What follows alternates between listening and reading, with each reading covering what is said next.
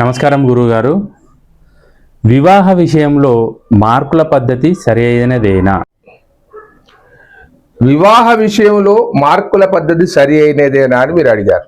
చాలా చాలా చక్కని ప్రశ్న. ఈ రోజుల్లో ఎవరు చూడు 28 మార్కులు వచ్చాయి, 26 మార్కులు వచ్చాయి, చేసుకోవచ్చు, 16 మార్కులు వచ్చాయి, 18 కంటే తక్కువైతే వివాహం చేసుకోకూడదు అనే ఒక పద్ధతిని పాటిస్తున్నారు. ఇది సరైన పద్ధతి కాదు. ఎందుకంటే జాతకంలో ఇరువురి రాశుల యొక్క గ్రహమైత్రి చాలా అవసరం. ఇంకొకటి, మార్కులు వస్తాయి, రాగానే ఏమిటి, వెదతారలను ఉంటాయి. అంటే అమ్మాయి నక్షత్రం నుంచి అబ్బాయి నక్షత్రం వరకు 18వ నక్షత్రం అయినప్పుడు అది వేద నక్షత్రం అని అంటారు. దానివల్ల ఇరువురు ఖచ్చితంగా గొడవ చేసుకుంటారు, ఖచ్చితంగా గొడవలు అవుతాయి.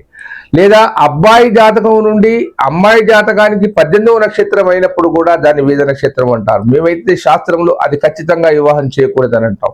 అక్కడ మార్కులు వచ్చినా కానీ చేసుకోకూడదు. ఇకపోతే ఈ మార్కులను చూసుకున్నప్పుడు వారి జాతకాలు చూడకుండా వివాహం చేయకూడదు. ఇద్దరికి పెళ్లిళ్ళు అవుతుంది. ఈ అమ్మాయికి లోపం ఉన్నా ఆ తగ్గ అబ్బాయి వస్తాడు, అబ్బాయికి లోపం ఉన్నా తగ్గ అమ్మాయి వస్తుంది. కానీ కేవలం మార్కులనే చూసి వివాహం చేసుకోవడం చాలా కరెక్ట్ అయిన పద్ధతి కాదు. మార్కులు లేకుండా చేసుకోవచ్చు. 16 మార్కులే కాదు, 12 మార్కులే కాదు, 5 మార్కులు వచ్చినా చేసుకోవచ్చు. కానీ ఇద్దరికి గ్రహమైత్రి కనుక ఉండేది ఉంటే ఖచ్చితంగా చేసుకోవచ్చు. ఆ వివాహాలు చాలా సవ్యంగా ఉంటాయి. ఇకపోతే ఇరువురికి మరి మంగళిక దోషం ఉందా, ఏమైనా ఉందా, అలాంటిది గమనించవలసిన అవసరం ఉంటుంది. ఇంకొకటి, ఈ మధ్యకాలంలో ఎవరైనా కానీ ఏ జాతకాన్ని బాగా చూస్తున్నారు, ఆ చెప్తుంది ఈ దోషం ఉంది, ఆ దోషం ఉంది, ఈ దోషం ఉంది, ఆ దోషం ఉంది అని చెబుతుంది. కానీ సరిగ్గా అన్ని రకాల పద్ధతుల ద్వారా చూసి అది చెప్పదు. దానికి మీరు బానిసలైపోయి ఇది కరెక్టే అని అనుకుంటే మాత్రం కాదు. అది కొంత మేరకు ఉండవచ్చును, కానీ 100% కాదు. ఇకపోతే 2, 5, 7, 12 స్థానాలు బాగా విశ్లేషించినా కానీ వివాహం చేసుకోవాలి, అమ్మాయిది కానీ అబ్బాయిది కానీ.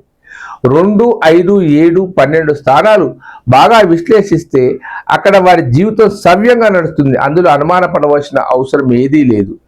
ఇక మన ప్రధానంగా 7వ స్థానాధిపతి కనుక నీచపడేది ఉంటే దానికి శాంతిపూర్వక కార్యక్రమాలు చేసి వివాహం చేసుకోవచ్చు. ప్రతి ఒక్క దానికి పరిష్కారం చెప్పింది జ్యోతిష్యం. కాబట్టి మార్కుల ప్రతిపాదనకనే మీరు తీసివేయకండి, జీవితాలను మీరు ఆగం చేసుకోకండి. సరైన జ్యోతిష్యుని కలవండి, ఖచ్చితంగా మీకు వివాహాలు అవుతాయి. 34 ఏళ్ళైనా ఇంకా వివాహాలు అవుతలేవు అని అంటే చాలా ఇబ్బందిదాయకమైన విషయం. కాబట్టి కేవలం మార్కుల ప్రతిపాదన అనేది సరైన పద్ధతి కాదు. ఉంటారండి, మీ ప్రకాష్ గురు, ఆస్ట్రో న్యూమరాలజీ.